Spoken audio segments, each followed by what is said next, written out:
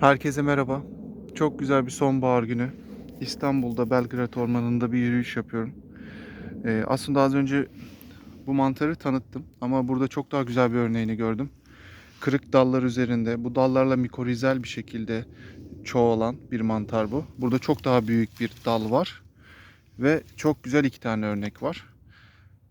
Mantarımızın adı Folliforus tuberostas. Burada netleştirdi. Fark ediyorsunuzdur umarım. Çok gözenekli mantar. Süngerimsi bir yapısı var altında. Şöyle daha yakından incelemek için gözeneklerini görebiliyorsunuzdur. Tüketime uygun bir mantar. Yalnız genç örneklerini tüketmek gerekir. Yaşlandıkça sertleşir. Bir de şuna dikkat etmeniz gerekiyor. Yağmur sonrası ormana çıktıysanız ve bu mantarla karşılaştıysanız hemen şöyle göstereyim. Yani sünger gibi, hatta sağa sola da bayağı bir fışkırdı. İçinden su çıkar.